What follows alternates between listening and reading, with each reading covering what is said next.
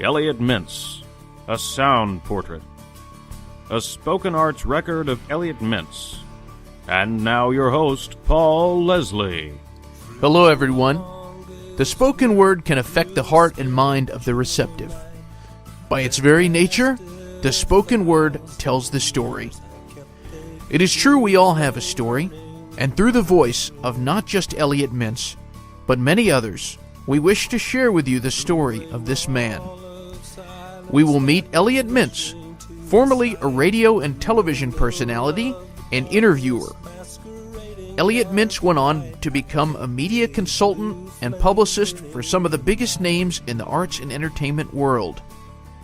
Elliot Mintz has represented or advised many celebrated clients, including Diana Ross, Don Johnson, Crosby, Stills and Nash, Melanie Griffith, Yoko Ono, David Carradine, Paris and Nikki Hilton, the John Lennon Estate, Christy Brinkley, Bob Dylan, David Cassidy, Carl Perkins, Joni Mitchell, Peter Frampton, Miles Davis, Brooke Mueller, the Barry White Estate, Don Henley, Marina Orlova, Sean Ono Lennon, the Mickey Mantle Estate, Nancy Kerrigan, Kevin Federline, Karen Black, Julian Lennon, Shauna Sand, Peter Bogdanovich, Maytal Dohan, and dozens of others.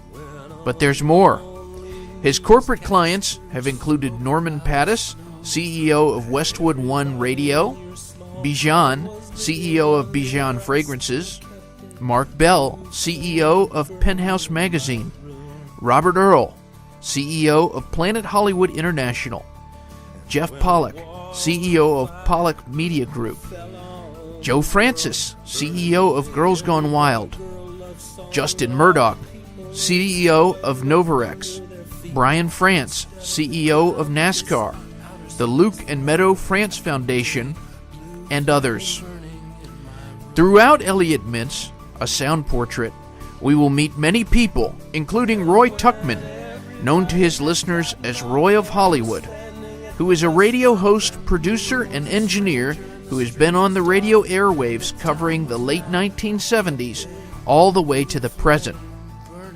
There is famed free-form radio personality, DJ Jim Ladd, who has become synonymous with the idea of radio as an art form without restrictions, who is now heard on Sirius XM satellite radio. Then we will meet publicist Michael Levine, who has written several best-selling books about public relations. Elliot Mintz decided to tell his story through a website, Elliottments.com. He calls it a cyberography. The technical artist and webmaster, TK, will also be joining us to talk about how very fragile tapes going back to the 1970s were transferred to digital and have been made available to the world. Elliot Mintz's eyes have seen some very extraordinary events. He has spoken with many people who will go into the chronicles of history for their art and work. Elliot Mintz first chose to express defining moments by allowing others to communicate through him as a conduit. Elliot Mintz started as a student of communication, but his exploratory spirit never went away. His career on the radio was more about listening than talking. He liked to ask the questions and, in his words, get out of the way.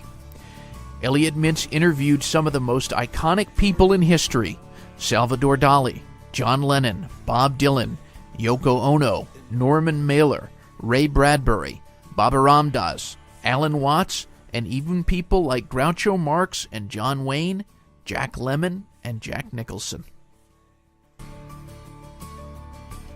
Elliot Mintz, a sound portrait. Roy of Hollywood. In an era of bottled radio entertainment, the standard audio fare can be had by the case. It is the flat champagne of the establishment vineyard. The era calls for a free spirit. Enter Roy Tuckman, better known as Roy of Hollywood to his radio listeners. Leave the taste for common radio at home. Roy does not do the norm. His work expresses his passions and interests. That doesn't mean that he dominates the airtime. Like a conductor on a train, Roy drives the show. He doesn't feel the need to get out and push. A veteran of radio for nearly 40 years, Roy of Hollywood goes on at midnight in what has been called radio for night people. His program is called Something's Happening, heard in Southern California on KPFK 90.7 FM. Rather than talking himself, Roy of Hollywood prefers to play interviews, poetry readings, lecture tapes, and even old radio broadcasts of mystical people like Alan Watts and Jack Garris. Consciousness and the mind are explored. In a rare interview, Roy of Hollywood shares the great moments and memories of his career in radio, his notions and opinions. In this excerpt of our talk, Roy of Hollywood gives us his insights on both his friend and colleague, Elliot Mintz, and the official Elliottments website. Get on board for a ride through the mind and magic of Roy of Hollywood. Ladies and gentlemen, it is a pleasure to introduce you to this man, Roy of Hollywood.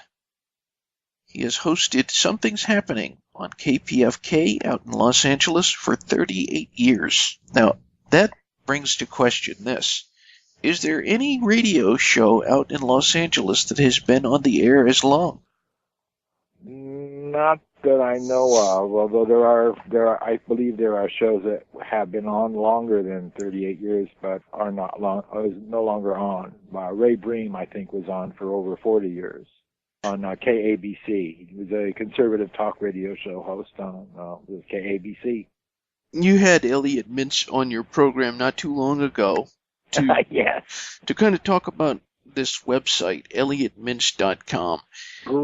Great website. It is quite remarkable. But the man behind the website, Elliot Mintz, who would you say he is? I don't know. Elliot did a program on KPFK in the 1960s. He did several programs, one called Looking Out, and one called Looking In, and then Looking Out. He had just come fresh from LACC Media School, and KPFK was, again, in the earlier days, it had a lot of open time, and it was looking for stuff or allowing stuff to come on. They sort of stuck him on the air.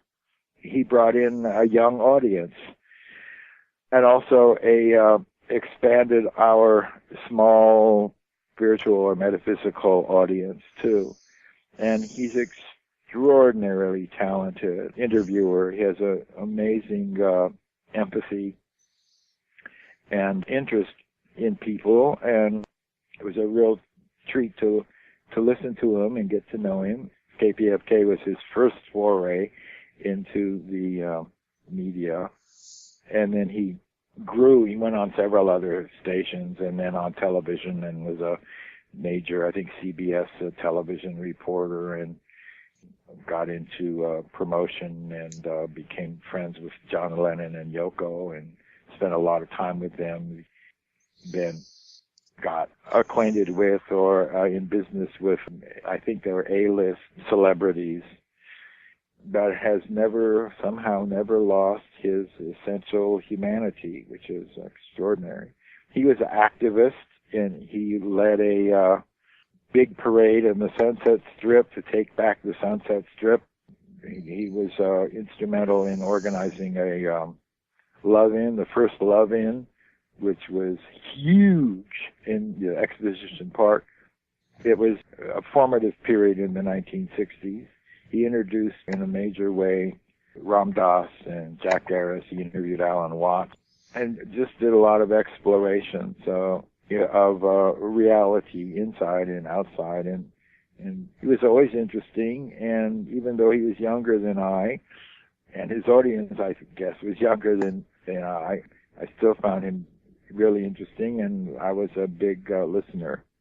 From your experiences knowing him, in the professional sense that you've known him, do you think that Elliot is kind of a magnetic person?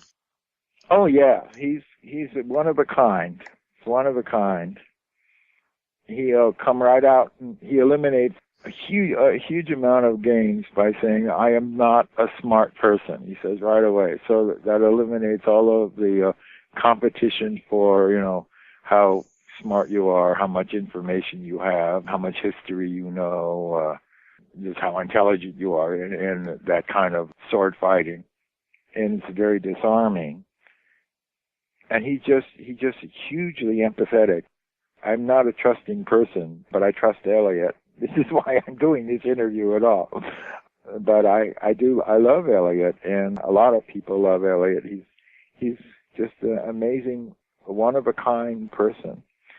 I have barely touched his background and his experience, but I would say visit his website, which is free, to see all the things he's done and things he thinks and the people that he's had. His 8 million, I think it was not that many, but I think it's 240 chapters of the Lost Lenin tapes, which was a national radio program playing the tapes that John Lennon made that had never seen the light of day, and that he played. It was also, I would call, more than anybody could possibly want to know about John Lennon and his, but it's also, if you're interested in the Beatles and the formative and the background and the other side, it's there. And he has a lot of that posted. And the Iranian hostage program is there, and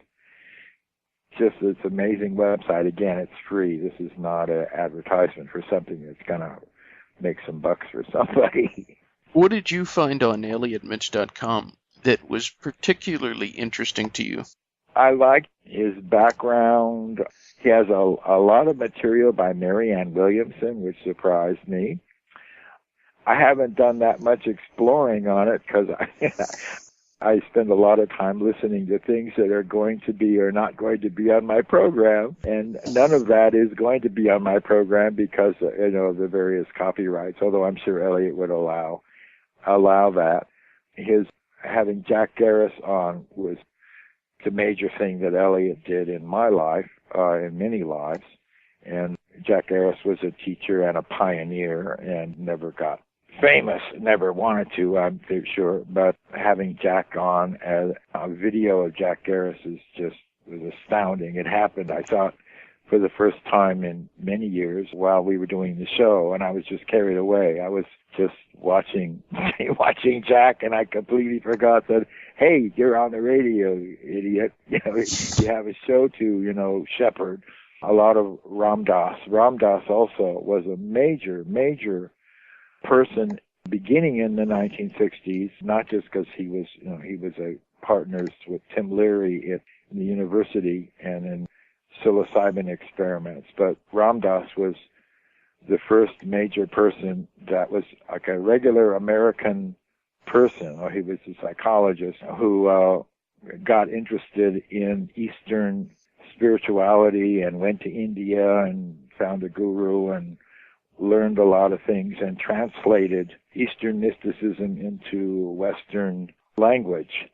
And he was just a major person. Elliot had him on many times, and there's a great deal of Ram Dass on Elliot's website, as well as a great deal of Tim Leary that I also had on my show. You can get lost in that place, in his jukebox. Roy, I know you don't normally do interviews, so I have to express my gratitude. It's been a good experience for me to talk to you. I admire what you do. Well, thanks, Paul, and you can thank Elliot for arranging this, and he sees great things for your future. Well, Roy, thanks again. Okay, you too, Paul. All right. Bye. Elliot Mintz, A Sound Portrait. Sirius XM DJ Jim Ladd. DJ Jim Ladd strikes a chord with the attuned ear. He has the ability to use songs like a painter uses a palette, and the time he is on the air is a canvas. His perception isn't the product of a commercial routine, but a deep and abiding conviction for relaying quality music to his audience. He knows, instinctively, the sound of powerful music. The times in which we live may be constrained to a commercial set list, but DJ Jim Ladd will not and never has allowed himself to be narrowed to the sound of convention. He plays music from throughout the rock and roll landscape. DJ Jim Ladd has inhabited the radio airwaves since 1969, first heard on KNAC and later heard on FM stations like KLOS, KMET, and KMPC. Ladd is one of the last champions of freeform radio and the idea that radio is for the listener.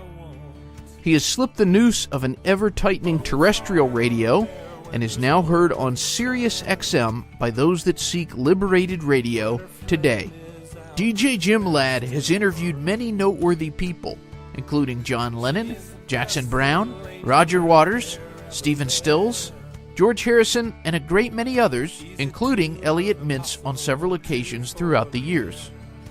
Ladd says he learned the art of interviewing in part from Elliot Mintz. The filmed interview, entitled Mintz on Mintz, can be found on Elliottments.com. It was conducted by Ladd in Elliot's home. It is an in-depth examination of all things Mintz. Don't touch that dial. DJ Jim Ladd is up next. Ladies and gentlemen, it is a great pleasure to welcome this man, DJ Jim Ladd. Thank you so much for joining us. That's my pleasure, Paul. There's this very talented man, very interesting man.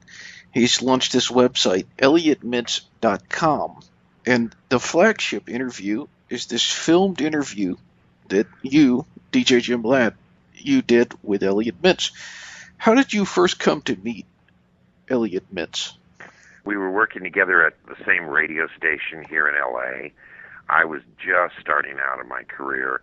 It was only the second station I'd worked for. Elliot had been in the business a few years longer, and he worked at the very first FM station in Los Angeles, KPPC, and then was working at a station at KLOS where I was working, and that's where I met him, and he was doing this extraordinary talk show, which I would listen to and just was in awe of the way he interviewed people.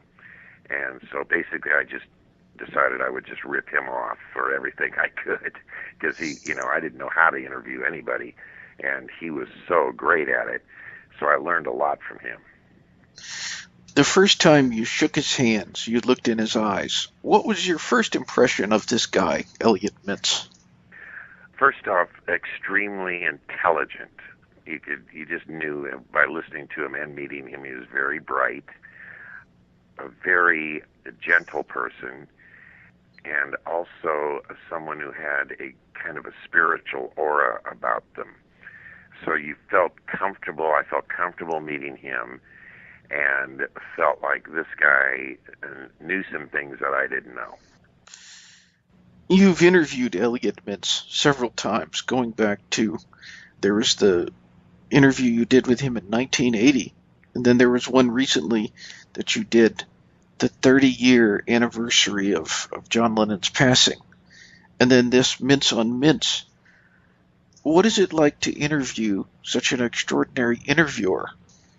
That's a very good question. It's a very good question.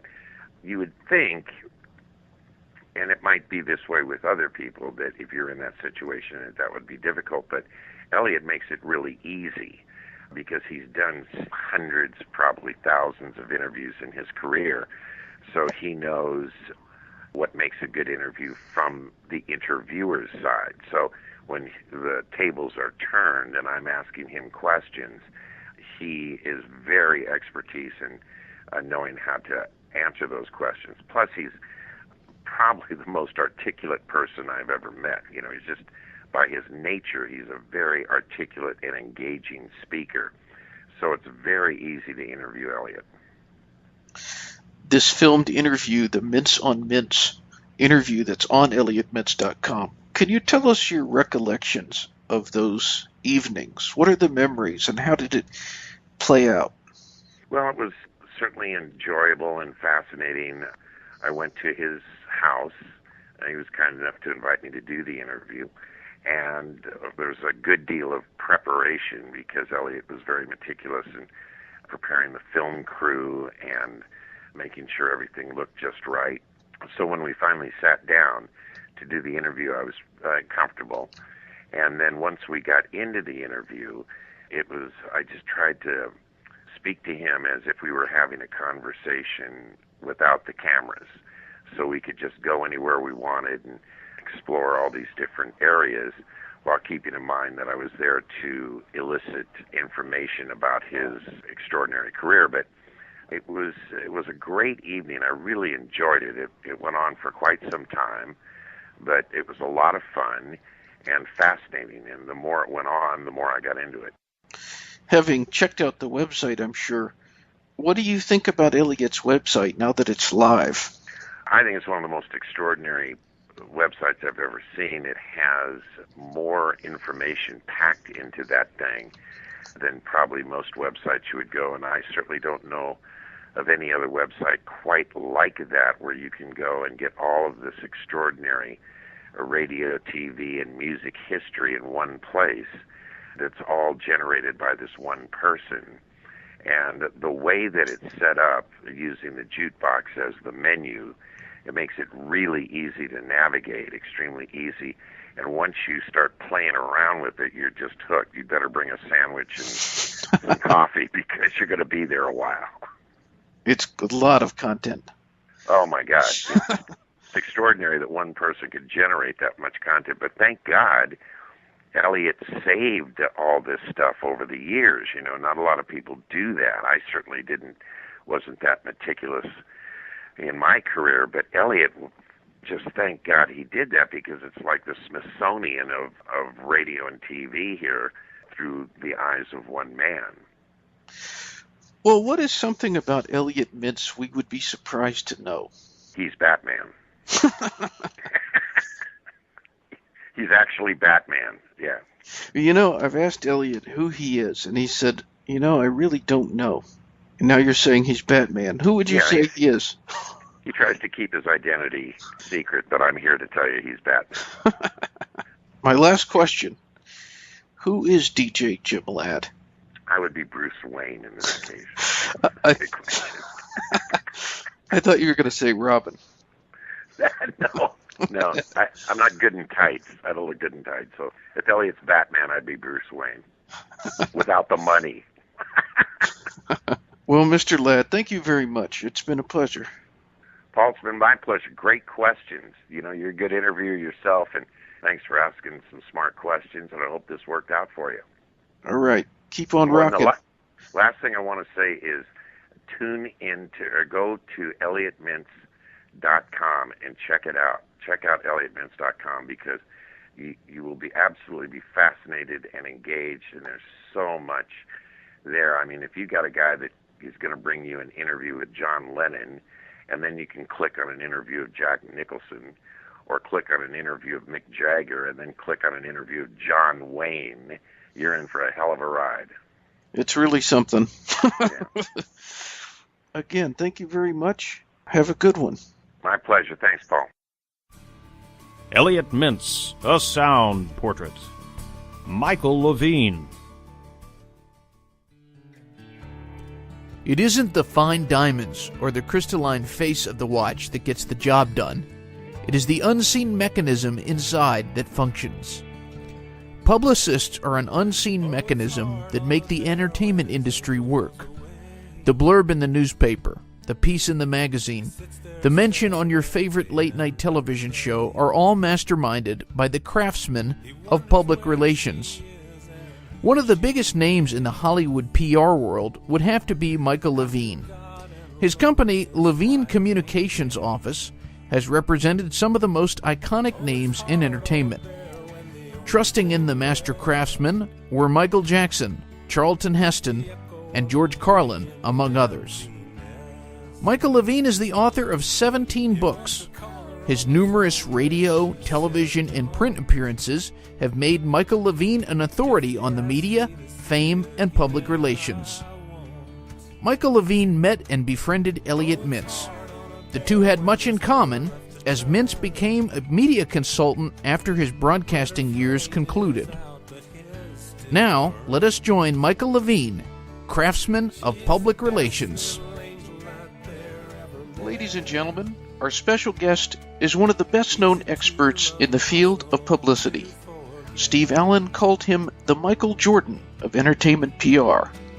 He is the founder of Levine Communication Offices and the author of several best-selling books. He'll be joining us to talk about publicity and in particular his friendship with Hollywood legend Elliot Mintz. Thank you so much for making the time to talk to us. I'm honored to be sharing your valuable audience. Not too long ago, in speaking with Elliot Mintz, he said that you are one of the best publicists he's ever encountered. I would have to ask you, what do you say makes a good publicist? I'm happy to answer your question, but let me just comment on that if I may. First of all, that is a very, very kind, unnecessarily generous, kind remark that Elliot made about me. I cannot believe that I would define Elliot as the most brilliant media consultant ever. Not this year, not last year. He would be, in the entertainment realm, the most brilliant media consultant ever. And so the fact that I could even be in the same top 10 list, that is just hard to imagine. And I really believe that. I mean, independent of my friendship with Elliot and my love of Elliot, I really believe, as I think about and I talk to him, I am awestruck by his capacity to understand communications. Okay, now then, you say to me, Michael, what makes a good publicist? Well, I think good publicists have a capacity to understand communications well, and they have a good capacity to understand news well, and they have a good capacity to blend the two well, and so forth. So there we are.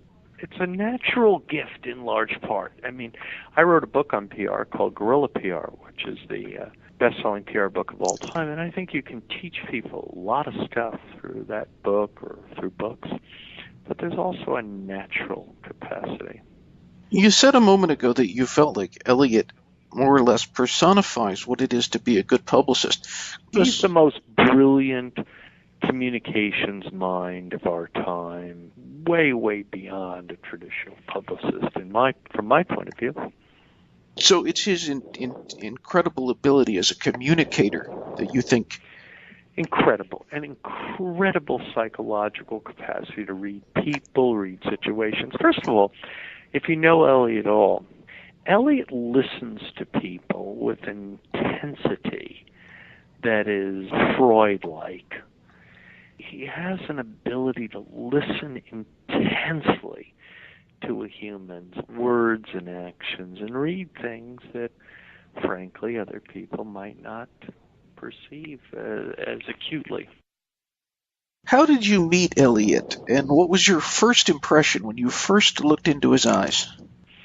Well, I've known of Elliot for my entire professional life and admired him. We had very different careers. Elliot's approach to clients was to have a few that paid him a good deal of money, and he did a brilliant job on their behalf. I, on the other hand, went a different route. I had a much larger firm with many, many, many, many more clients and had a bigger entity. He had a smaller, more boutique entity. So I've known Elliot all my professional life, but we became friends a couple of years ago. And I would say that you do not need to be Freud or Einstein to look into Elliot's eyes and know that he's a very unique guy. This is not your average bear. I'll say that. What is something about Elliot Mintz we would be surprised to know? One thing I think that might surprise you, I mean, if you had number of superstar clients that he's had, that he's very humble. He does not think of himself in He's not grandiose. He's not a narcissist.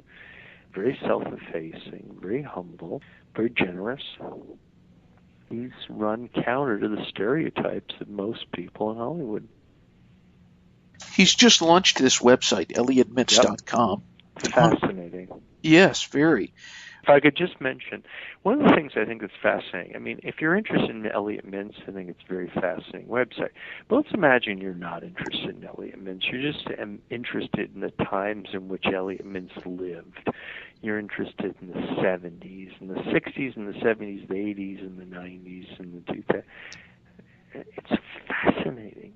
Fascinating. You can go on a walk on a beach in Malibu, California, with John Lennon, and you're going to talk to John about the Beatles breakup. Really? That's pretty big. It's pretty interesting, and there's just countless things that are fascinating about the times, the zeitgeist of that era. What do you think that's motivating him to put this all out there? 'Cause it's all free. Yeah, it's all free. Because I think that one of Eliot's uniquenesses is that he does not, as Corey, I'm just paraphrasing his words, he doesn't think the website's about him. He thinks the website's about the world and the times in which he lived. So I have to take his words at face value and think that that's a need that he has to communicate. He has an unbelievable amount of material to share. He's been at the center point of so much of entertainment industry and pop culture history. It's rather remarkable. Thank you very much for your perspectives and your time. Thank you, brother. God bless. Thank you. You too. Nice to talk to you. Elliot Mintz, A Sound Portrait. TK. Allow us to introduce a digital artist and visionary, a man who sculpts with binary, paints with hues of electronic color and light, a man who brings sound and images to people globally. Meet TK, the web designer, producer, and editor of Elliottments.com. His work on Elliottments.com has created a journey, an adventure.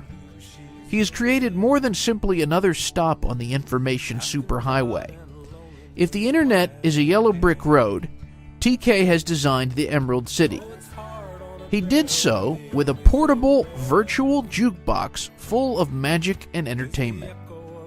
Magic indeed is what he has done. He has resurrected many old tapes, some unmarked, containing interviews, music, and memories, and he arranged them in the halls of Elliottments.com for visitors to enjoy wherever they may be. Let's meet the man behind the curtains, TK. Ladies and gentlemen, it is my pleasure to welcome our special guest, TK. Thank you so much for joining us. Thanks for having me, Paul.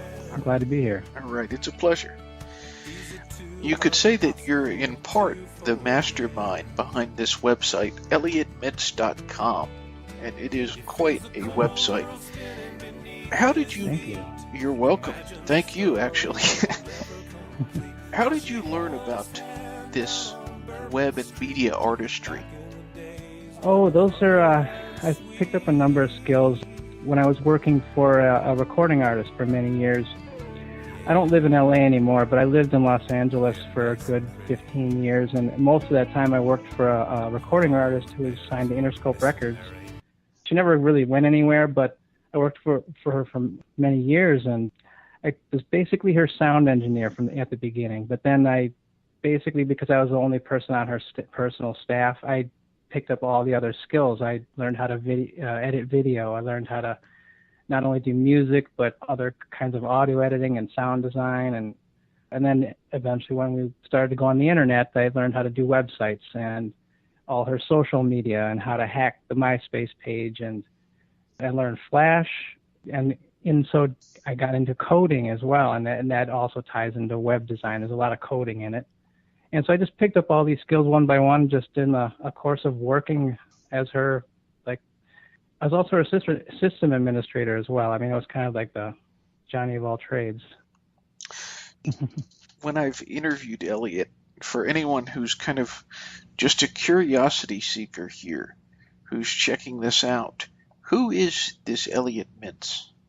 Well, as the website is a roundabout way of a memoir of him. You know, he didn't want to write a traditional memoir, and he doesn't like to write in books in general. But he had all this stuff on tape, different media, sound and video and such. He has piles of it from way back, and so the site itself, kind of, if it taken as a whole, it takes you through a great part of his whole adulthood, really, and you can see who he is from the site. You know, you get to know him. He's an interesting character that's been in the midst, in the kind of the thick of the American entertainment industry, really. I mean, it's centered in Los Angeles. He's kind of been in the middle of it for a long time and very close to it. And thus, since so many of us are also fascinated with celebrity and entertainment, that he himself has become, an interesting figure in and of himself. How did you come to meet Elliot Mintz? Through actually another person I think you'll be interviewing, Jim Ladd, the DJ from Los Angeles. I was introduced to Elliot through Jim because I had, incidentally, Jim had given me my first big break on the internet design stage when he just tapped me to design his MySpace page. It turned out really well. Everybody liked it. So I was kind of referred by a mutual friend of Jim and Elliot's to Elliot, who was looking to make a website and was having trouble finding the right person to do it. So it was a friend of a friend thing. Interesting. When you first met Elliot Mintz, what was your first impression? Oh, it's the first meeting with Elliot. Sometimes it's kind of it's to impress a little bit. He has you drive up to his house up on Mulholland Drive. It's a very treacherous and beautiful drive up there, and beautiful home and overlooking the city. It's for just a kind of like a poor boy like me, that was kind of impressive. This seemed to suggest this is kind of the big time, but he's very well-mannered and kind and generous. Of course, he was a friend of a friend, so I was at ease anyway, but just a genteel, intelligent man. That's my first impression. One of the things that people can find on this website, Elliottments.com, is they can find these interviews. There's a collection of them. And my understanding is a lot of these interviews were old tapes. How did you go about getting them in a format where they could be heard on the website? Those tapes took a pretty long journey. Even before I started working for Elliot, he used to have them, well, he salvaged a number of them. A lot of them were lost. So he's got like a fraction of what he used to have. He used to have like reel-to-reel audio tape, a lot of it, like a big pile of it. And at one point, he had a secretary or someone who was working for him transfer it all to VHS. And then another person, even later down the line, recorded off the VHS into digital files. And that's what I inherited at that point. But at that point, it was basically a mountain of huge files with no catalog, nothing. It was a blind mountain of material that we had to pick through by hand. That's part of what took so long to make the site. It's from what Elliot tells me, there's even more still sitting in boxes. Amazing. So it's not over yet. Well, in addition to just what you said about these unmarked tapes, what was the biggest challenge you faced to get Elliottments.com live?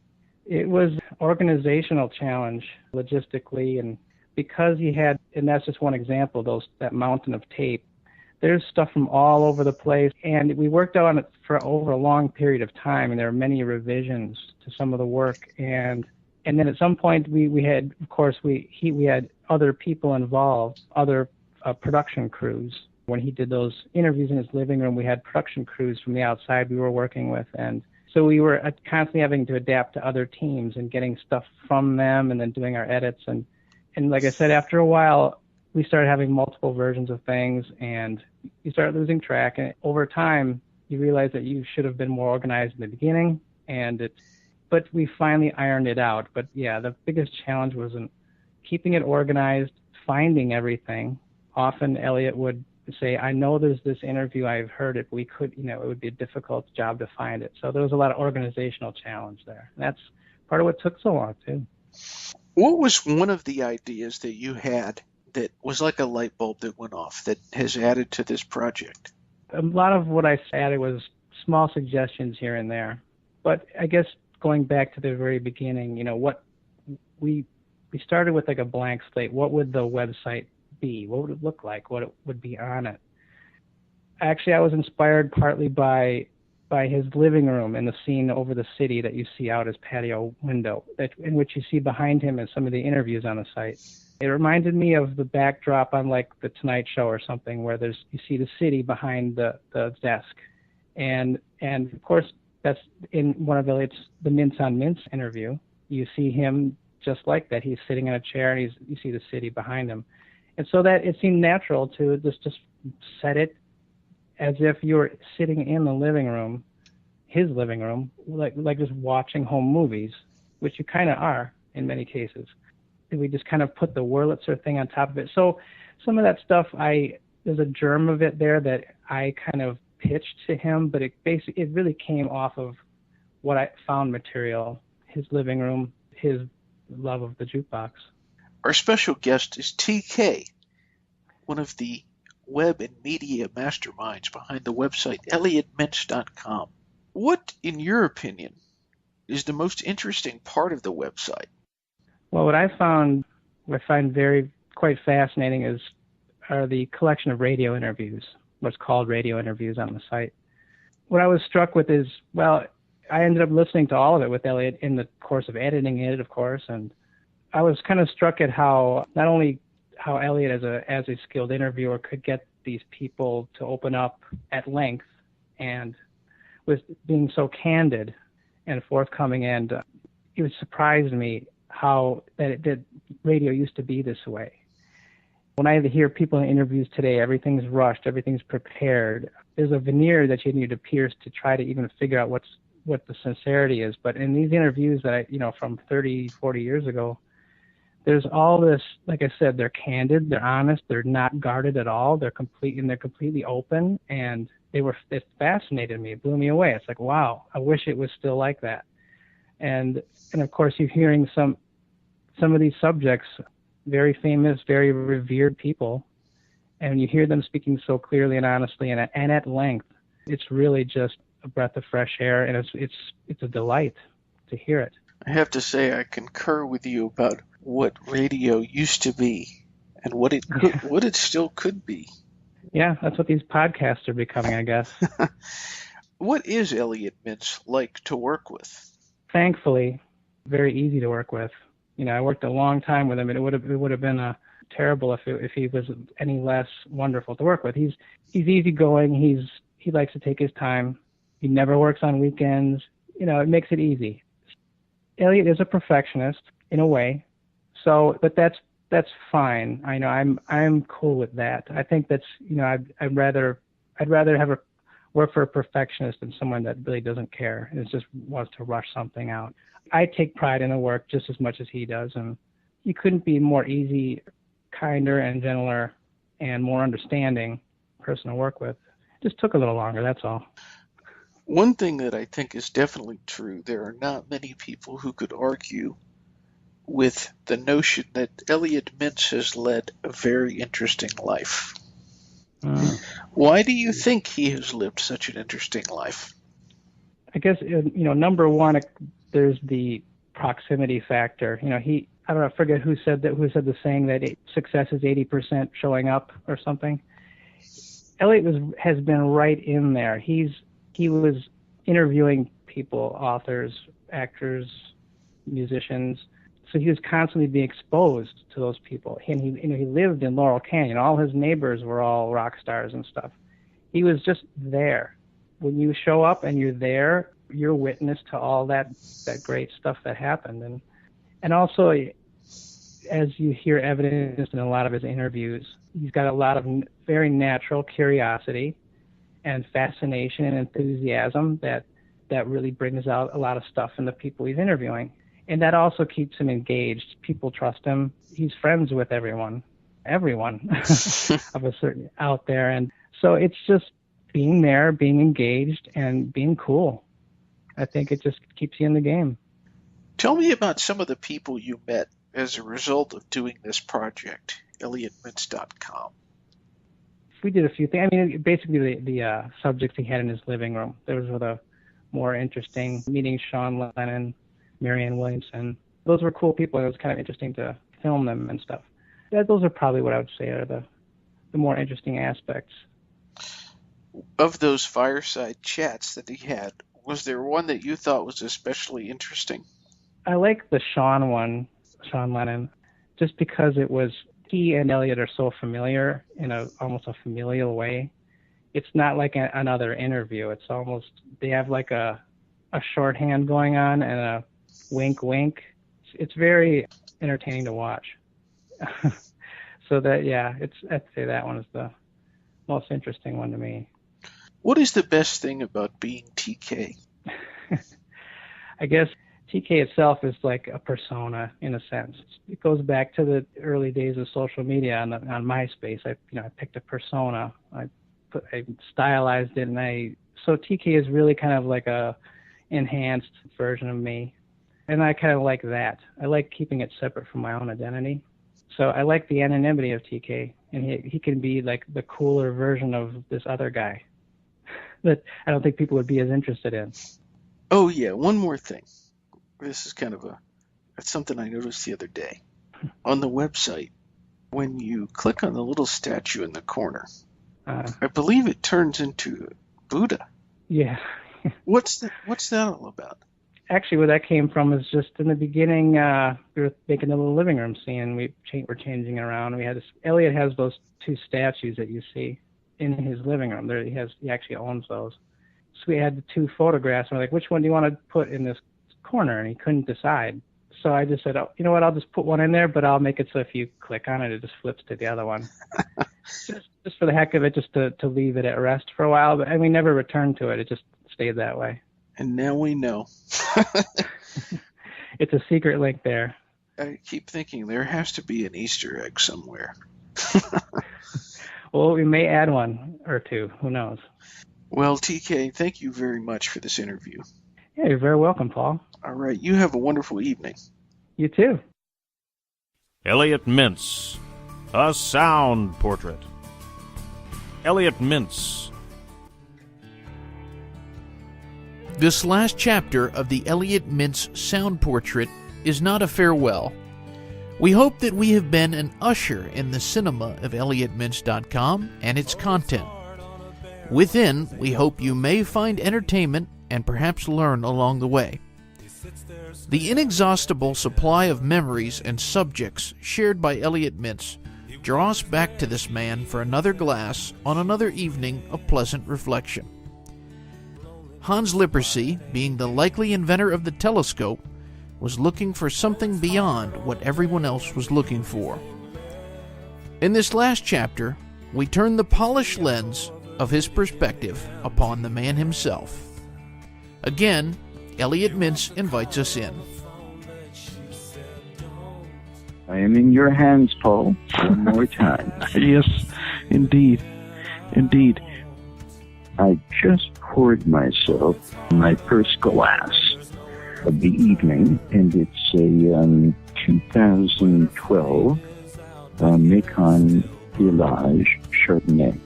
Well, I am also drinking a Chardonnay. The last time we had a conversation of this depth, I was drinking red and you were drinking white.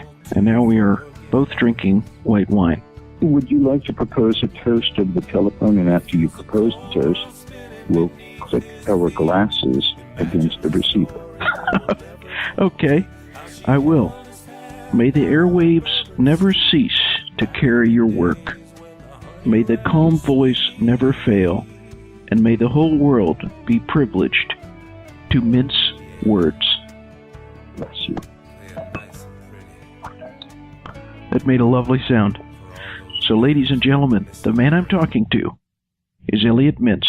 Thank you so much for joining us. My pleasure, Paul. Who does Elliot Mintz say that Elliot Mintz is? Who does Elliot Mintz say that Elliot Mintz is? The first time we talked, I asked you, who is Elliot Mintz? And you said, depends on who you ask. That, yeah. I've got you now. It's check, but not quite mate. Because there are others, of course, in all of our lives who have visions of who we are, what we represent to them, what we mean, etc. And then there are those of us who are quite assured of who we are. I'm not. I can't answer the question because I don't know who I am. I am working on that on a daily basis. I'm a creature that changes by the hour, minute, second. I can kind of subjectively discuss things that interest Elliottments, that Elliottments is about. I can do all of that. But the actual essence of me is still elusive. I think it was Sir Winston Churchill, who once said that the history of all countries should be written by a citizen of a different country. So the perspective would be from an observational point of view and frequently more accurate. The biography tends to be more accurate than the autobiography. So I, therefore, would have to return to my initial answer that I gave to you, that it depends on who you ask. I don't know. I am not completely in touch with Elliot Mintz as an individual. There are two people that would say that they would have called you, when they were around, they would have called you son. Everyone on earth has that in common. We all come from a mother and a father. So, who were your mother and father, and what are your strongest recollections of them? The first of the two that come to my mind is my father, because I was closest to him. A very, very, very, very good man. An immigrant from Eastern Europe who arrived on the shores when he was 16 years old, with just the shirt on his back and no particular skills, a vision and a dream, escaping the madness of what Europe was like in that time, who began to work in what was called in New York the schmata business. Please don't ask me to spell it. But schmata is kind of a Yiddish word that refers to clothing or fabrics. And he spent 30 or 40 years of his life as a cutter, cutting from patterns what would eventually become women's coats, larger women's coats. And he eventually had a small company with his brother called A&M Fashions. Berman District was 5 or 6 blocks away from Times Square in Manhattan. It was a very difficult life. It was before air conditioning. And summers in that place where my father worked, with those machines, we would cut through 20, 30 different layers or levels of fabric, cotton, things like that, post-war things. I only visited him once or twice when I was a little boy. He took me downtown so I could see where he worked. And it was grimy and dirty. There were 2 or 3 employees, a bookkeeper. He would walk with those push carts through the sidewalks of Manhattan in the heat of summer, delivering his goods to people who might purchase them for retail. He did that most of his life. Towards the end of his life, he dabbled a little in real estate, buying small pieces of property with the money that he saved all of his life. He married my mother after they had a chance meeting at a place called Gorsinger's, which was in upstate New York. It was kind of like the getaway place from New York where usually Jewish couples would go to listen to any young men and to dance, to socialize. They would call it being in the mountains. And one day he met my mother there, who, at that time, was a bookkeeper in a small restaurant restaurant/nightclub, which she left one day telling her friends that she was going to go to Grossinger's because she wanted to find a husband. And as the story is told to me by my sister, the two of them found themselves in the same large room of what would look like a kind of country club. And there was a Sadie Hawkins dance that came on. And my mother, somewhat uncharacteristically, but I wouldn't question my sister's reportage, walked up to my father, who was at the end of the bar with a couple of his pals, and asked if he wanted to dance. And he said yes. And after a very, very brief courtship, he asked for her hand in marriage. And it was less than a year later that I appeared on the scene in 1945. My mother was a homemaker and enjoyed that role, raising my sister and I. We grew up in a lower middle-class neighborhood in the upper part of Manhattan. My father would wake up every morning at 6 or 6:30, board the subway, go down to the Schmaltz district, work until 7 o'clock in the evening, come back on the subway. He would be grimy and dirty, exhausted. He would take a shower. My mother would have food prepared on the table for the four of us to sit and have a simple meal in a 2-bedroom apartment that they lived in all of their lives. Both of them passed away in that apartment. It was the one that I left when I was 17 or 18. They were loving people, demonstrably loving people. They held hands frequently. They talked with each other constantly and loved to laugh. I was the firstborn. They had no roadmap as to what to do. My mother read Dr. Spock's book and listened to advice from my granny. She did her very best with me, and she did better with my sister. And she loved my father dearly. I remember my sister told me that when my mother died of a massive, unexpected heart attack in that apartment, and the emergency crew arrived as they were taking my mother away on a stretcher. She was pronounced dead in the apartment. My father asked the EMT guys to stop for a second, and he got down on his knees, and he touched her hand, and he said, "Thank you." My. Those were the kind of people my parents were. That very touching and both sad and amazing image to think of. More than 50 years together, and during that period of time, I think they spent 2 days apart, or 3 days apart. It was a different time, Paul. You know, it was what we call the real deal time. And I am certain that there are relationships. Just pouring myself one more glass. Hang on a second. And I am certain that there are married couples today who have that kind of romantic camaraderie, but I don't run into a lot of them in the city that I call my home. Our special guest tonight is Elliot Mintz. On your website, which for anyone listening, they can visit this website. It's completely free, Elliottments.com.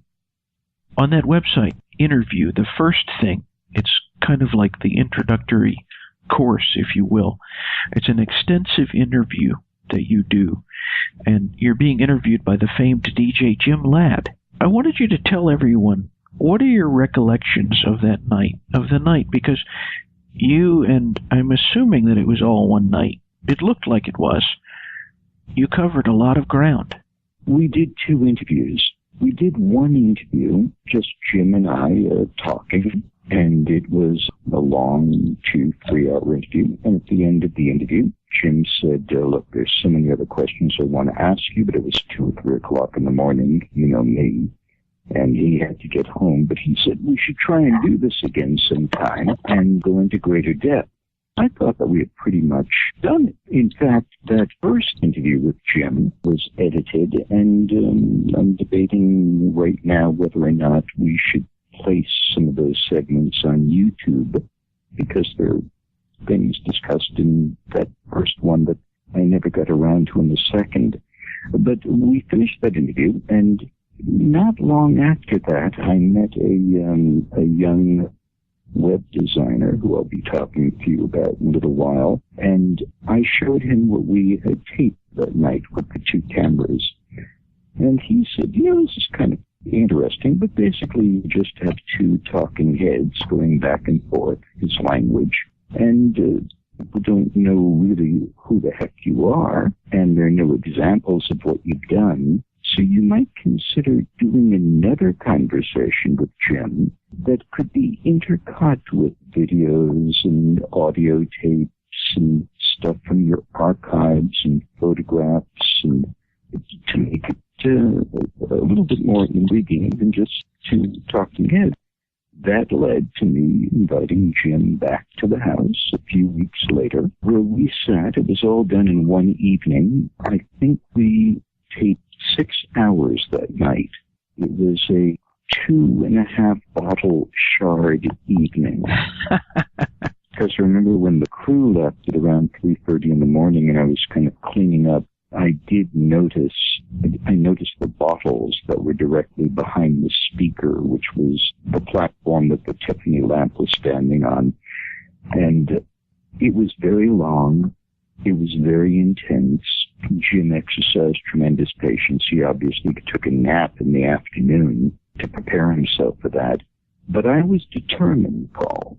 I was determined to tell my tale once, completely, so I would not have to revisit those experiences again. And I simply told Jim he should feel free to ask me anything and everything that he ever wanted to ask me.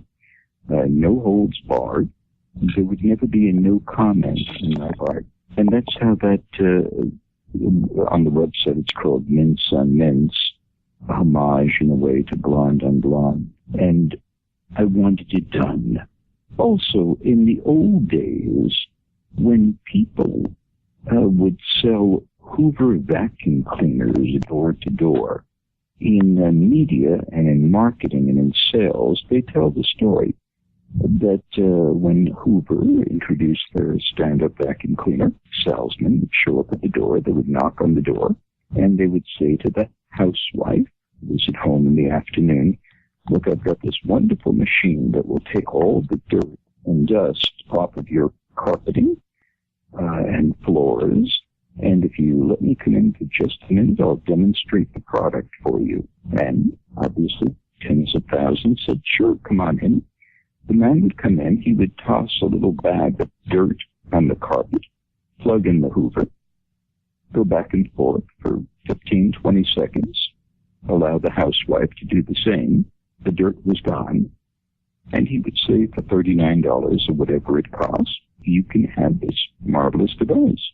Frankly, I don't know how people got dirt out of their carpet before the invention of the vacuum cleaner. Something worthy of research in a very quiet evening. And that was how the Hoover vacuum cleaner became a household product. In media, one of the lessons learned is, if you want people to trust the product, you have to get them to trust the salesman who knocked on the door. Imagine today if somebody walked up to your front door, knocked on the door, and said they were, selling a vacuum cleaner. Would you let them inside so they can throw some dirt on you? And, people hang up on telemarketers. They would slam their door. It was in that first moment when the salesman would have to convince the housewife who he was, that she was safe, he had something to deliver, and perhaps it would enhance her life. And he had a 30 or 60-second soundbite, an opportunity to do that. Mintz on Mintz in my website is modeled after the Hoover vacuum cleaner to some degree. But before you pay any attention to the 100 hours of content that I present on the website, maybe it's important to know a little something about the guy who did the stuff and put it together and who's giving it to you for free. Maybe you've got to trust me a little but I'm not going to send you astray. Maybe you have to trust me that halfway through a sign will come up. If you want more, send $8 a month to this post office box address. Maybe if you knew something more about me and how I felt about the world, that you might feel a camaraderie with me and say, you know, I kind of see things very much like that guy. Or I don't, but I find what he says to be intriguing. I'd like to know a little bit more about his world, his experiences, and the voices in people that brought him to the tentative conclusions that he's sharing with me. That's the purpose of Mintz on Mintz. You were just talking about voices. One of the voices that one might find on Elliottments.com is a very hypnotic voice. This man, I asked you who had made the biggest influence, and you said it was him. And this man was Jack Garris. What was Jack Garris like to be around? Jack Garris was my very first spiritual teacher. He was a remarkable, remarkable man, and left behind a series of recordings. He passed maybe 15 or 20 years ago, if memory serves, maybe a little more recently. He was certainly never a superstar. He wrote one book that had only modest sales. He lived in the valley with his wonderful wife, Jeanette, and he was the one who set me on the path. I would later make arrangements for him to do a radio show every Sunday on the first station I ever worked on, KPFK Radio. He never proselytized. He never sold any faith trip.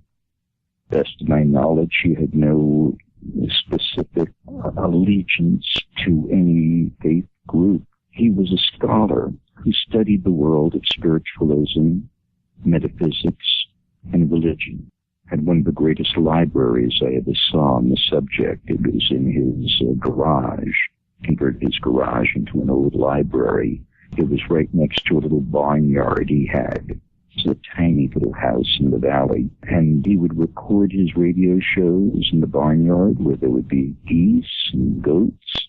He had an open door policy when he was in the library. The door would be open in case any of the goats or geese or other animals wanted to come in. They would occasionally make sounds or connect with you on some level. He taught without teaching. They were comprised of dozens of conversations I would have with him and his wife, Jeanette, usually over a dinner in a place called Reseda, California. He taught me how to question, how to listen. These are spiritual things. He directed me towards certain teachers, books, philosophies, religions, and just asked me to approach it all with an open heart. Did he ever discuss with you the time that he worked with Cecil B. DeMille? In passing, he said that during the course of his life, he was briefly a Hollywood screenplay writer. And I said, oh, well, that's intriguing. Did you write any movies that I might have seen? I said, well, I worked with Cecil on the Ten Commandments.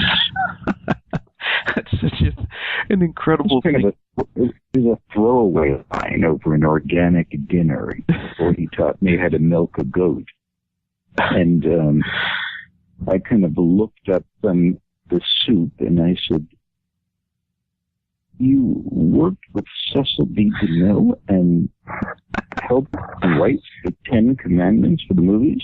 He said, yeah, but that was a long time ago. And then he went on to another subject. That's fantastic.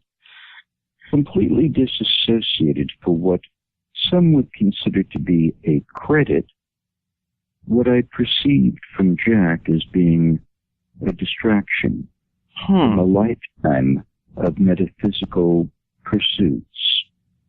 If ever there was somebody who was not part of Hollywood, it was Jack Garris.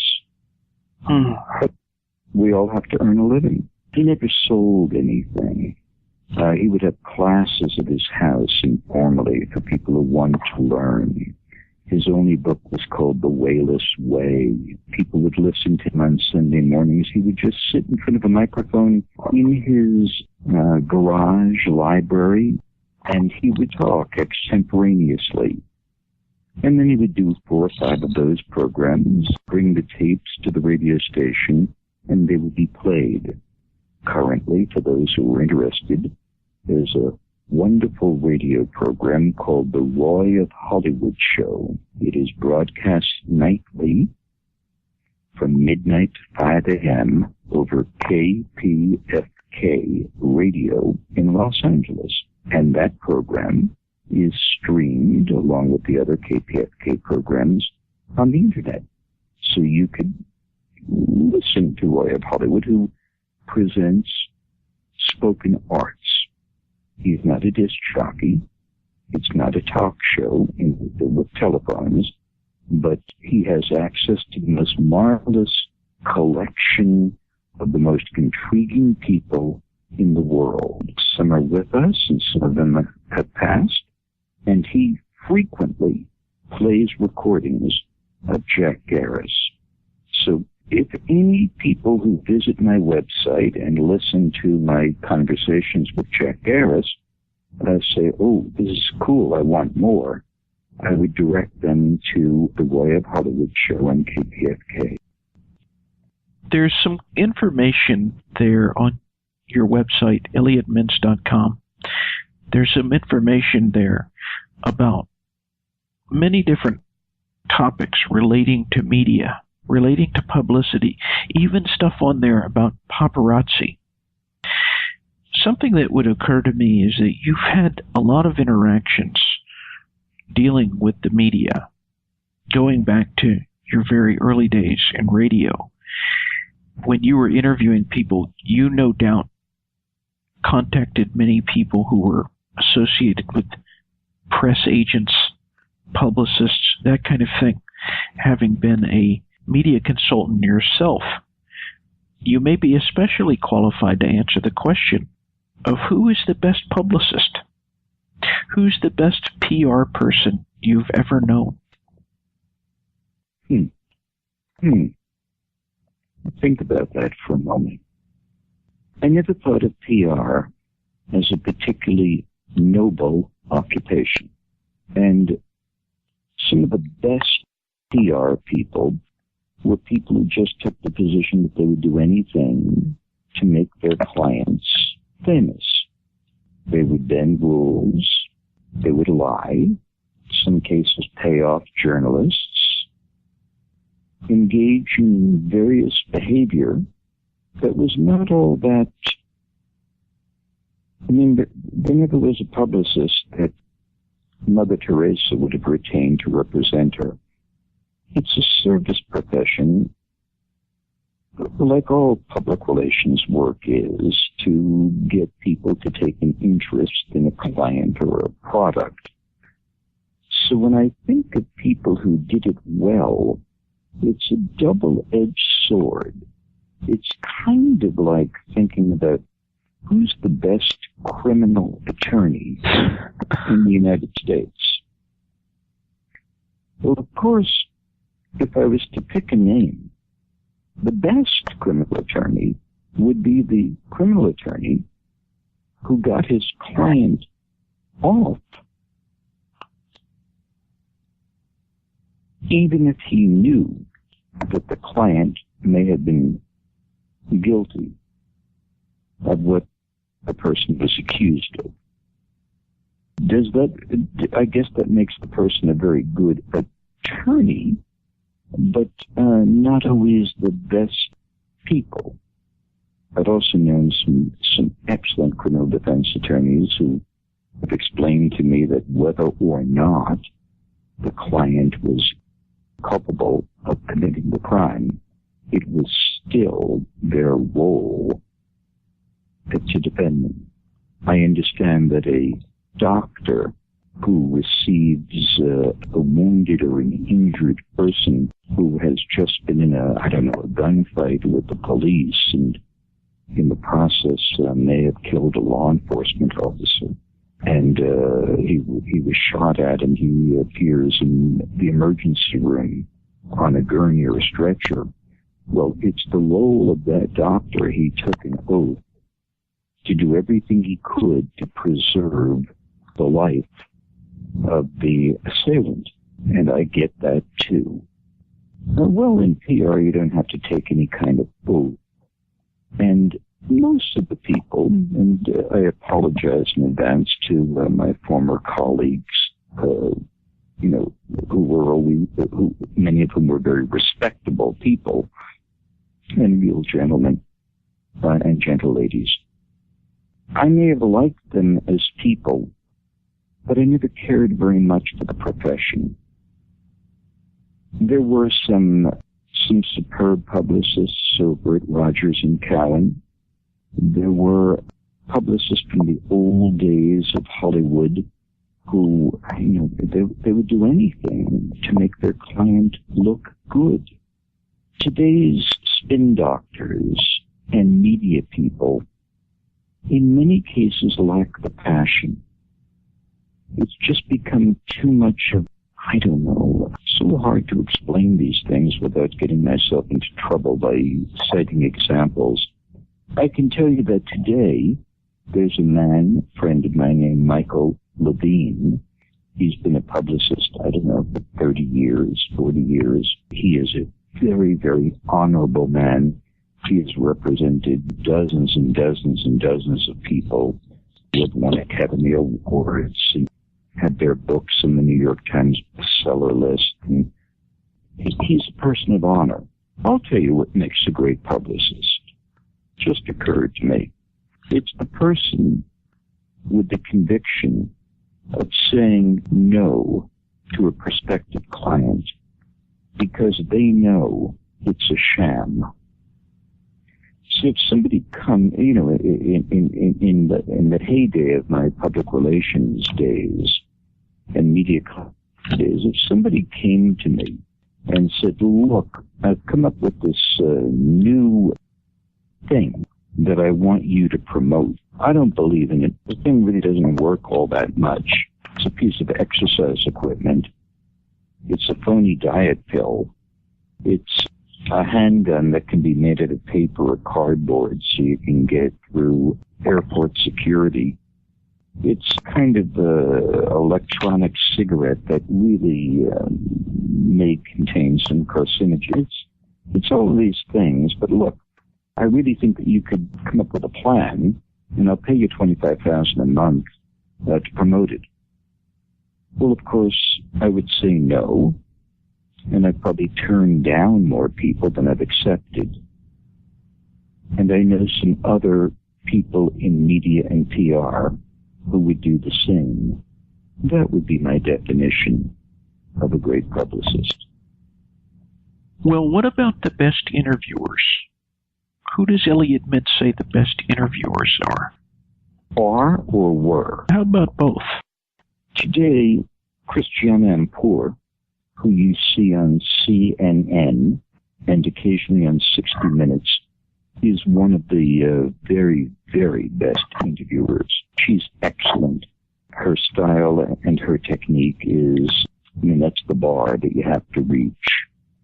I think that Charlie Rose does a fabulous job at what he does. Bill Moyers is a man who gave us the extraordinary series of the interviews with Joseph Campbell that's available on YouTube and DVDs and all the ways to get things. I always admired him, and I admired his style tremendously. Those are three names that come to mind immediately. In the old days, and I guess I can refer to the old days as well, I liked Jack Parr because of his natural curiosity. I liked Mike Wallace because he knew how to extract information. He was tough and, certainly wasn't my style. But if you were a bad guy and was foolish enough to sit down with Mike Wallace to try and spin your story about what you were doing in a telemarketing boiler room, Wallace was good at getting to the heart of the matter. David Susskind was one of the pioneers in television. I liked the way Steve Allen had interchanges and exchanges with people. He was very conversational.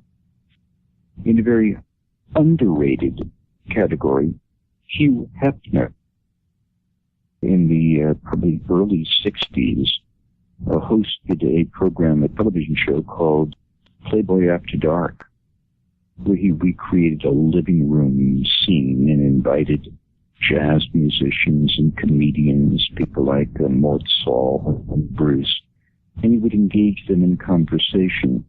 I thought he did a really fine job at that. Those are the ones that come to my mind immediately.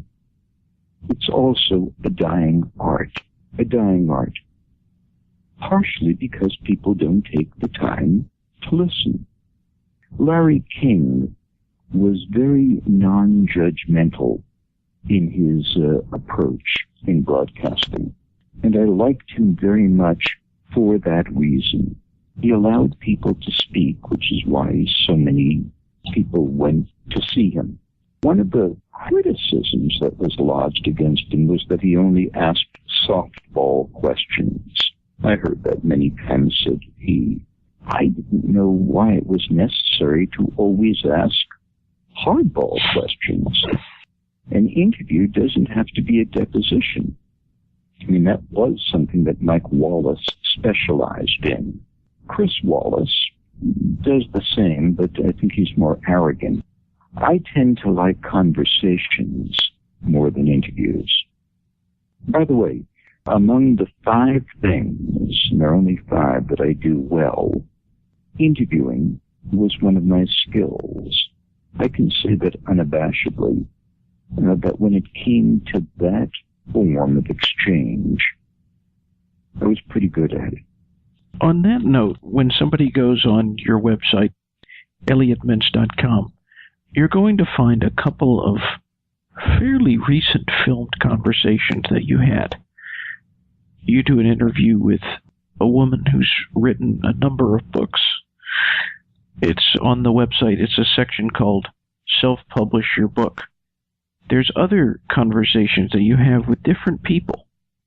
Although you've kind of gone on to another chapter in your life, in your heart, are you still an interviewer? In my heart, I'm still a listener.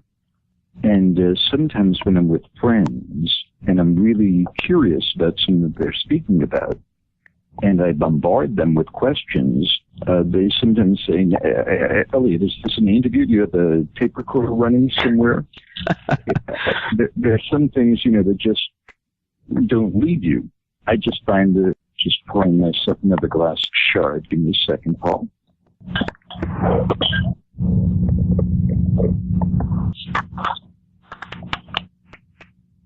The 3rd glass for anybody who's keeping count. In the website, there is a section that we call Fireside Chats.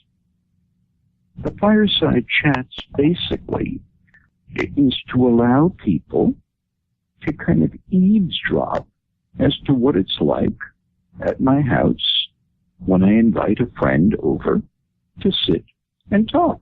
It's more of a conversation than an interview. Although, there's a subtle line between the two. You will find that in my interviews, I rarely ever give an opinion. In a fireside chat, I took my hand a couple of times, just walking outside here in the deck now to look at the moon as we're speaking. In the fireside chats, yes, there's a conversation with a woman named Jen Ashton, who teaches people how to self-publish their own books. She was very successful publishing stories about erotica. That was her specialty. A single mom raising a child who hit bottom, who I met, who I liked, and who overnight amassed an enormous amount of attention, money, and sales just by self-publishing her stories. the reason for me inviting her to sit by the fireplace was to infuse other people with the knowledge that they have that ability, that we all know something about something. And forget about looking for a literary agent. Forget about trying to convince a New York publishing house to publish your work. Forget about putting up your own money to buy 5,000 books from some organization, some company, and it's up to you to sell them. She teaches you how to self-publish, put the material online, and sell it yourself. And I was hoping that that conversation would open the door for other people, primarily women, single women with a tale to tell, as to how they could do the same. That's why Jen came to the house, and I'm hoping that people will go to the site, listen to her tale, and say, you know, there are things that occurred in my life that I think I could incorporate, as well as people who say, I'm a good photographer. I've taken pictures. Maybe I can self-publish a book about my own pictures, as well as a plumber who might say, you know, I'd like to put together a little booklet, 40 or 50 pages, as to how to fix the things in your house that require plumbing without calling somebody to come to your place for $60 an hour to do it. And I want to sell it on Amazon.com for $4 a piece. And I'm hoping that 10,000 people will click yes. And I'll make $40,000 while I'm sleeping. And I invited Marianne Williamson to discuss the things that she talks about having to do with spiritualism, A Course in Miracles, and her life. I invited Sean Ono Lenin to come by because he's been to my house hundreds of times. I love him. He is brilliant. He is wonderful. He is funny. And I just thought, I don't want to be selfish here. Let's share what a night would be like if Sean Ono Lenin came to your house. And so it is with a number of the Fireside Chats, including some that have some tragic stories to them. There is a Fireside Chat that takes place having to do with a subject called Rett syndrome, RETT SYNDROM, Rett syndrome. It is a combination of the more advanced forms of autism coupled with neuromuscular disorder, where it affects little girls, usually at the age of 3. Where you bring a happy, healthy little baby home from the hospital who develops all of her skills like any other little child, and a vocabulary and all the rest of it, and something happens. Something happens. And that within a day or 2 or 3, that happy, healthy little girl loses her entire vocabulary. It's like somebody pushed delete on download, and she can't walk. She can't move. She can't eat. It's Rett syndrome. Well, I went to the home of a marvelous couple, Heidi and Jonathan Epstein, who are raising a little girl, Hannah, who has Rett. More advanced form of, not as advanced a form of Rett as I've just described, but nevertheless, Rett. And I spent a day with them, shooting videotape and trying to get to the essence of this tragedy. It's called A Parent's Worst Nightmare on the website.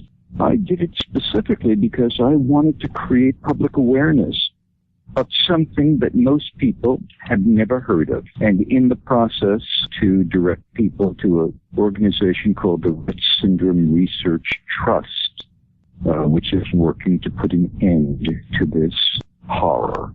97% of every dollar raised by them goes directly to science.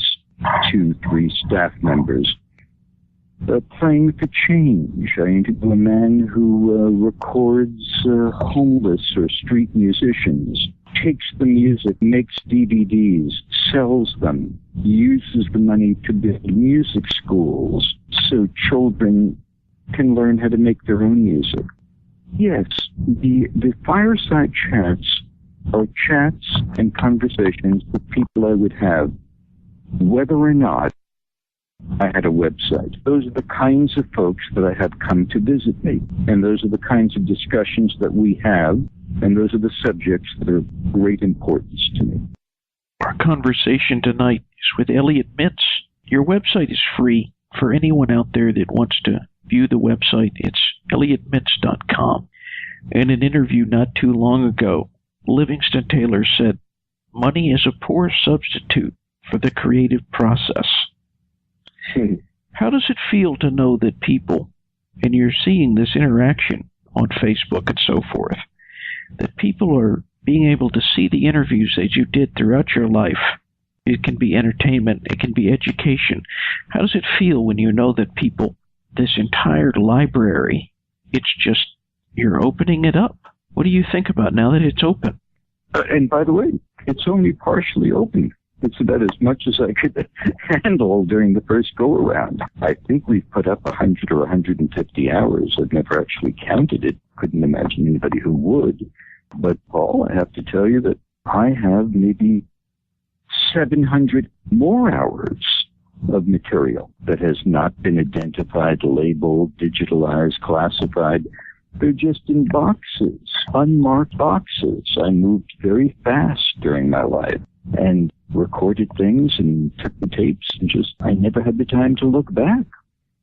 So it would take years and probably a professional archivist to go through the hundreds of hours of stuff that I still can't find. One of the things that disappointed me was there were a couple of things that I wanted to include on the site when it first went public that I just couldn't find. I knew I had it and I knew I had seen it, and I had gone through a series of boxes where I thought it might be. But I spent a wonderful, wonderful afternoon with Dr. Hunter S. Thompson in the kitchen of Don Johnson and Melanie Griffith's ranch in Malibu, where I just held my little camera and videotaped the conversation with Hunter Thompson and myself. I thought that would be a really nice gift to share with people. Still can't quite find it. And hundreds of others.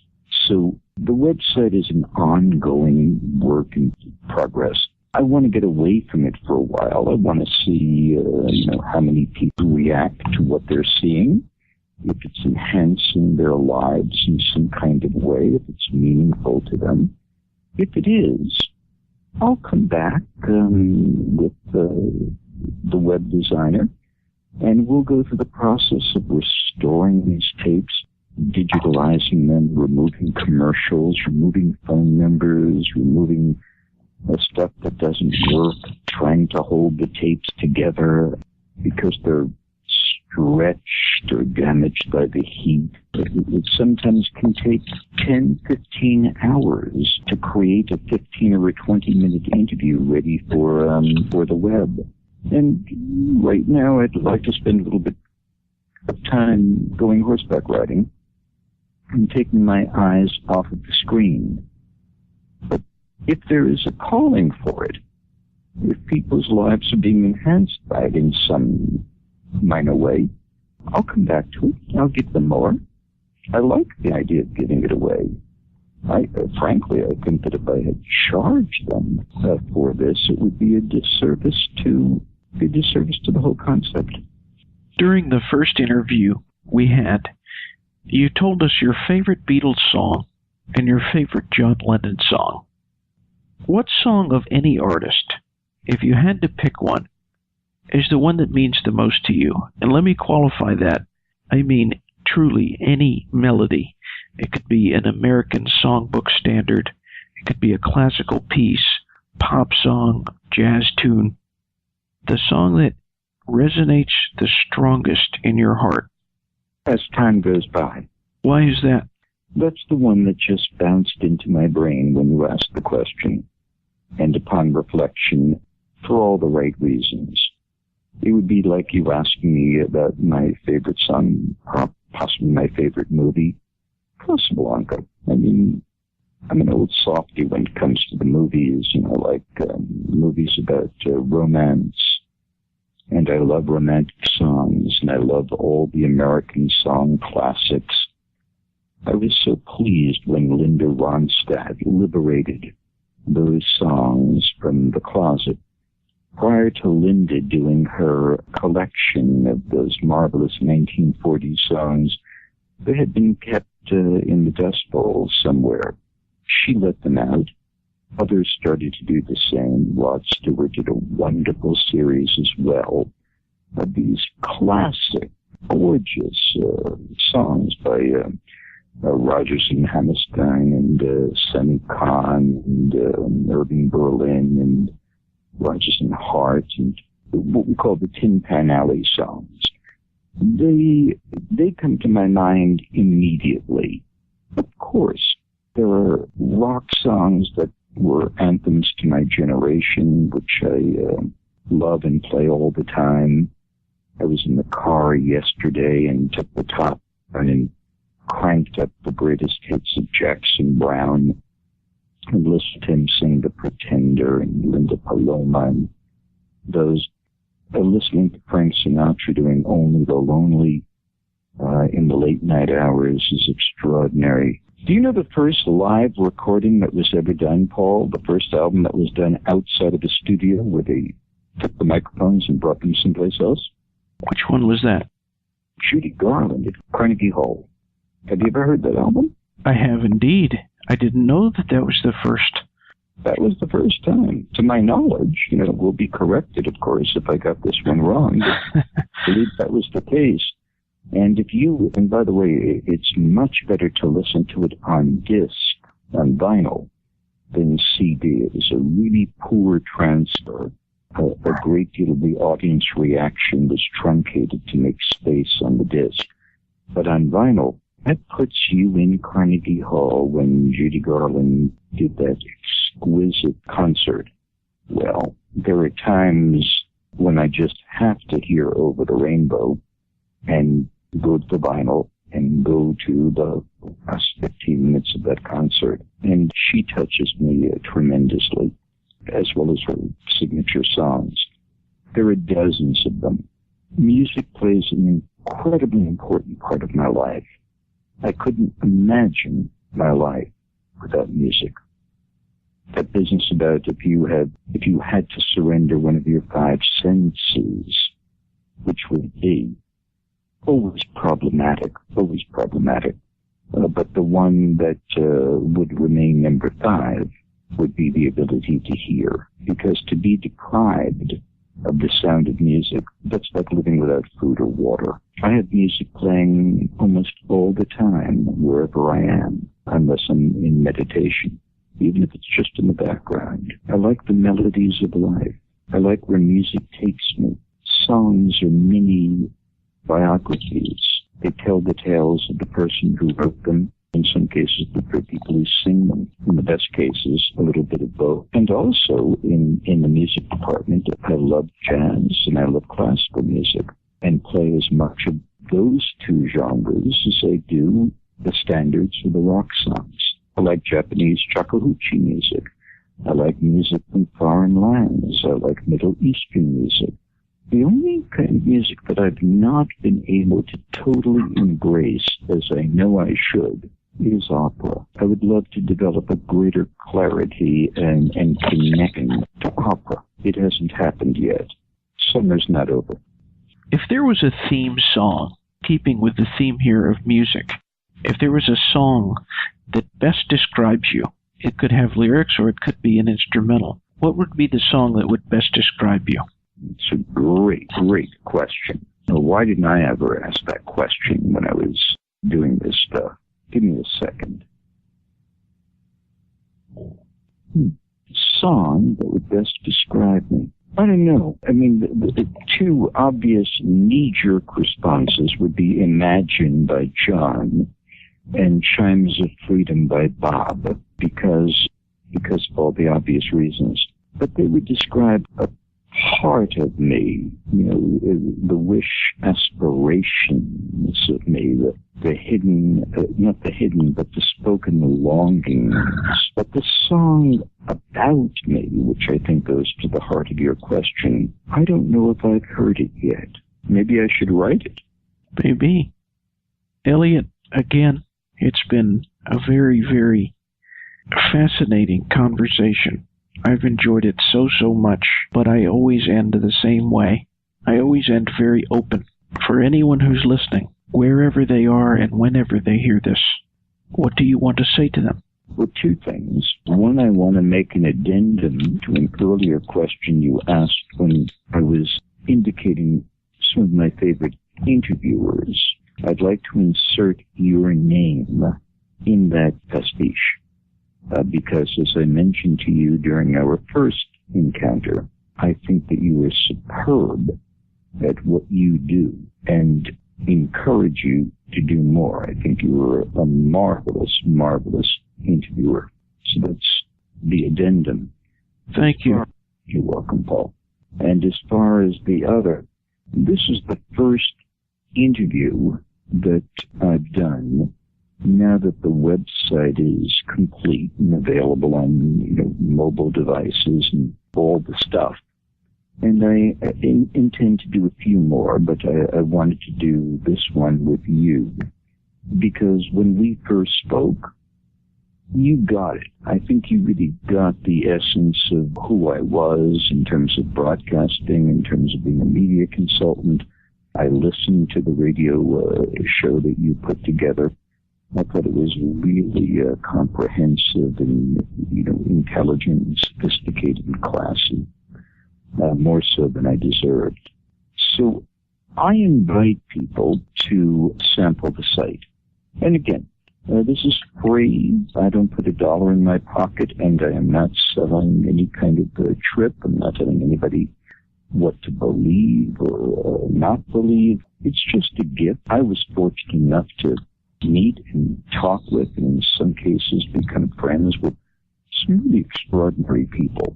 To me, it's just an honor to share the gift with others, and I hope that some people will be touched by it. And that's the reason that I invite you to visit the website.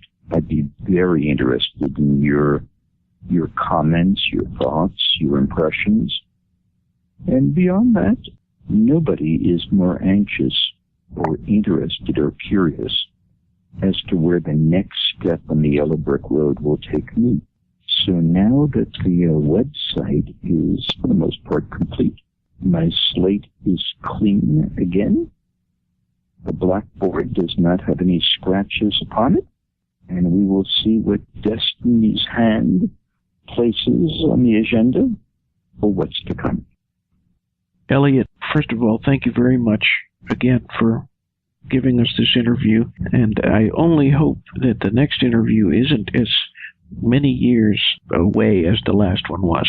Farewell. You have my phone number, and you are always welcome to call, Paul. You're one of the people I will speak with anytime you have any curiosity about anything that I might be involved in. Farewell is a beautiful and soft word, and yet it is a horrible and a heavy thing too. So we won't say farewell. We will say so long. So long, Paul. Elliot Mintz. A sound portrait. The conclusion. In the first month of 2011, I found myself on an airplane heading to California to interview Elliot Mintz in his home. I asked him, "Who is Elliot Mintz?" He said, "I guess it depends on who you ask." Little did I know I would find myself asking several people, all of whom had a different perspective on who this man is. Elliot Mintz is a man who never thought very much about who he was. He was always helping other people share who they were. Thanks to our interviewees, Roy of Hollywood, Sirius XM DJ Jim Ladd, Michael Levine, TK, and of course, the incomparable Elliot Mintz. Thank you for joining us on this journey, but the travel is not complete. You can find out more information at Elliottments.com. Who is Elliot Mintz? Now you know. Oh, it's hard on a bear when there's nowhere left to turn. When her flame is out, but his still burns.